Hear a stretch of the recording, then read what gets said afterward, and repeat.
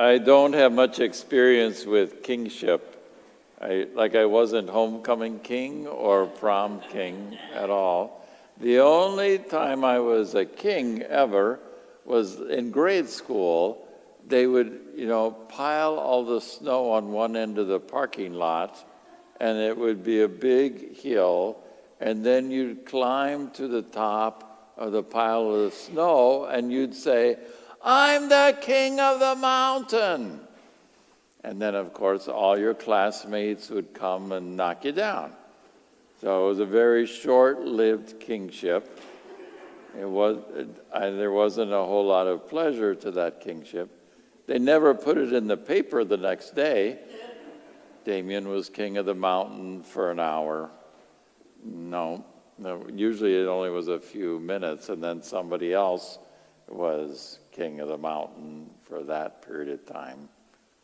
But I always thought, well, that's pretty typical of our attitude toward kings anyway. Just knock them down. As soon as they get up there, knock them down, knock them down. We don't seem to like kings. Historically, kings have not ever been, there's been very few good kings, we'll just put it that way, where we remember them like St. Louis was a good king, but most kings, even in the Bible, most kings were not good. And God had tried to warn the Israelite community. Once they got into their country, one of the first things they started wanting was a king. We want a king. We want to be like everybody else and have a king. And God kept saying, not a good idea, not a good idea.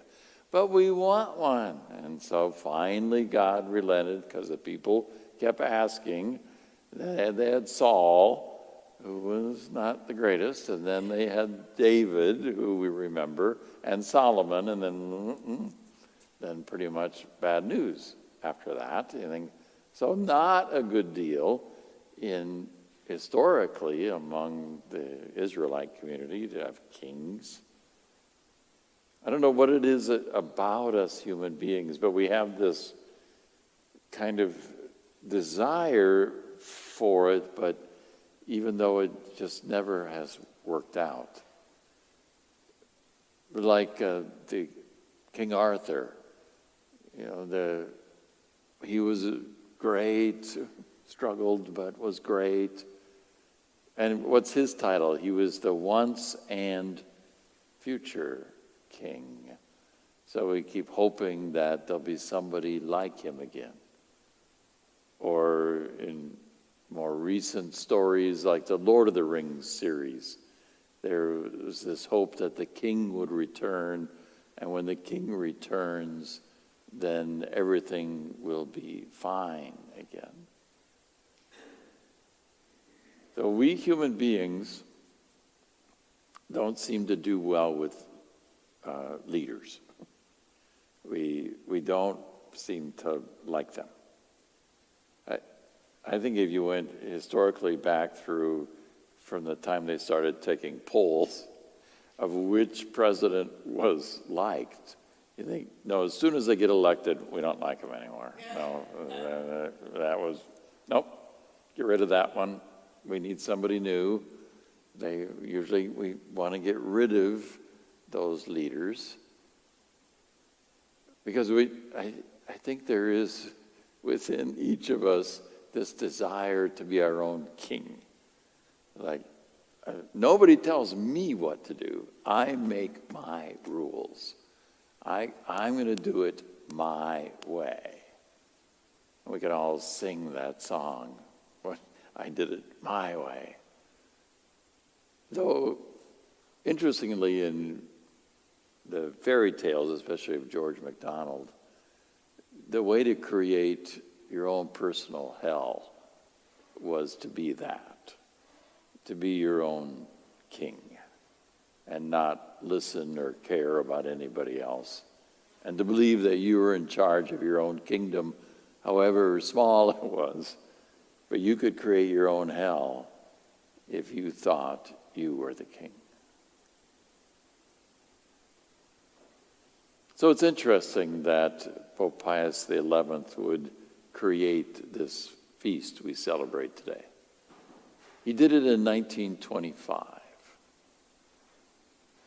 He did it because following World War I, noticing the horrible amount of death that happened in World War I, and then following it, nation states were evolving. People were getting rid of kings.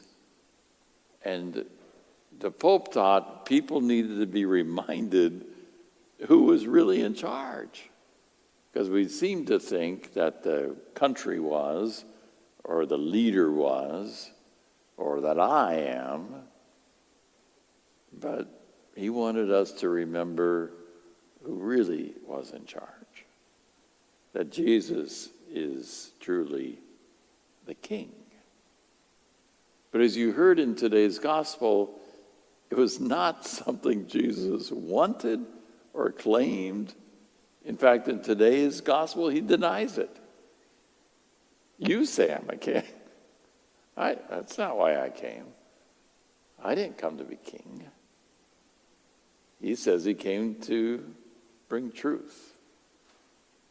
And throughout all of his teachings, Jesus says over and over and over again that if you want to be great, then you're a servant.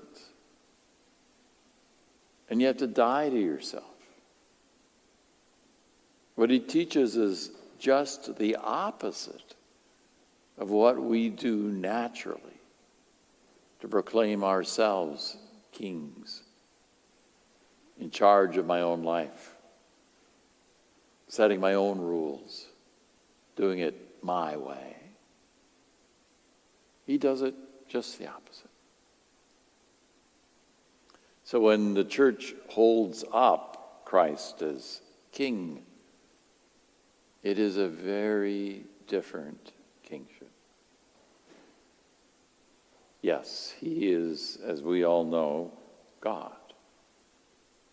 And no power can ever compare to his power. He put the stars in the sky. He created the entire universe. What power can ever compare to that? Nothing is ever a threat to God. Even when people think that the devil has some power, no, the devil doesn't have any power, not compared to God. Come on. God probably just laughs at the devil's little antics. Oh, there you go again. No. He has all power. But because he has all power, then he can live that power as God lives it, which is the power of love. Not the power of domination, but the power of service. Wonderfully, here at Cabrini, we get a reminder of that every time you're sitting out there. Because you get to look at Christ the King while Mass is going on, or every time we gather here to pray, that this is the King. And wonderfully, this King has a very loving face that expresses what Jesus is as King. Because if he's King, he came to serve you, to redeem you, to make you his own. And all he asks in return is you love him. If he's king of anything, he is king of your heart.